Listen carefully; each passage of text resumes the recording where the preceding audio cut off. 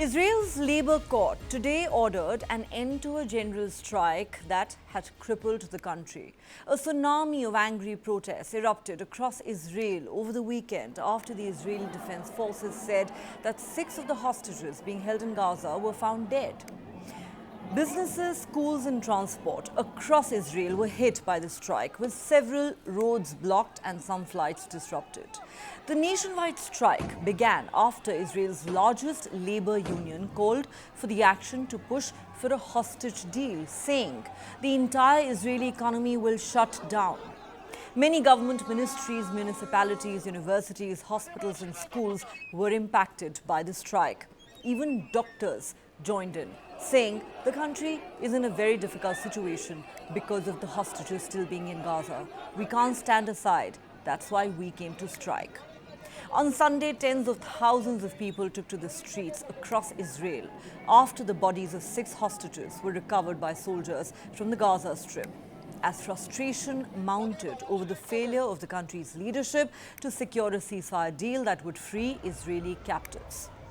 Crowds estimated to be around 500,000 strong demonstrated in Jerusalem, Tel Aviv and other cities, demanding that Prime Minister Benjamin Netanyahu do more to bring home the remaining 101 hostages, about a third of whom, Israeli officials estimate, have died. Almost 11 months into the Israel-Hamas war, at least 97 hostages still remain unaccounted for. Protesters say Netanyahu has simply not done enough to protect the hostages. 3 of the 6 hostages found dead were expected to be released in a ceasefire deal, according to US and Israeli officials. A cousin of one of the hostages has said all 6 of them were held together and all 6 of them were killed in captivity. We could have saved all of them. They could have come back alive. He added it is the Israeli government's decision to delay that kept the hostages in captivity and cost them their lives. The latest round of protests have added to the mounting pressure on Netanyahu to secure a ceasefire deal with Hamas. In Jerusalem, several dozen people staged a protest right in front of the Prime Minister's residence, holding posters of the 6 killed and other hostages. Prime Minister Netanyahu said on Sunday that Israel would not rest until it catches those responsible for the killing of the hostages whose bodies have been recovered. In a televised statement, Netanyahu said Israel was committed to achieving a deal to release the remaining hostages and ensure Israel's security. He said, whoever murders hostages does not want a deal. Netanyahu met with the families of the hostages. He said the Israeli government and he personally are committed to continue working towards the deal that will bring back all our hostages and guarantee our security and existence, as he put it. He said Israel would continue to pursue Hamas and accused Hamas of not wanting to conduct genuine negotiations. Anger is rising across Israel, at Netanyahu specifically, and reports suggest the Prime Minister is worried about the widespread protests that are sweeping the country. Ahead of the general strike, the Hostages and Missing Families Forum had called for Israel to be brought to a halt, while urging that the country pressurize the government to sign a deal to free the remaining hostages before they were killed as well. The general strike was the largest in Israel since March 2023, when a similar mass walkout over Netanyahu's controversial attempts to overhaul the country's judiciary brought much of the economy to a standstill. In Jerusalem, protesters called for Netanyahu to resign.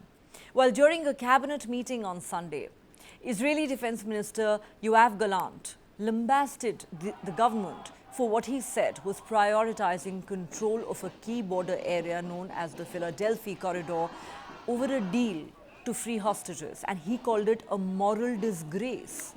Splits within the cabinet over the conduct of the war have become increasingly public and rancorous in recent months, reflecting deep divisions at the top of the Israeli government. While efforts have been on for months now to secure a deal that would entail a ceasefire in Gaza and the release of all the remaining hostages, with multiple countries led by the United States involved in the negotiations, the latest episode of 6 hostages being found dead has thrown any potential deal into tumult. The US National Security Advisor Jake Sullivan has said the next few days will be critical. In a virtual meeting, Sullivan told the families of Americans who are being held hostage in Gaza that the Biden administration would work around the clock for a deal to secure the release of the remaining hostages. American officials insist that the deaths of the hostages will not cause the talks to be derailed. But they also acknowledge that these deaths have added a layer of complexity to an already difficult process. Both the Israeli and American governments have scrambled to react since Saturday's discovery of the 6 dead bodies.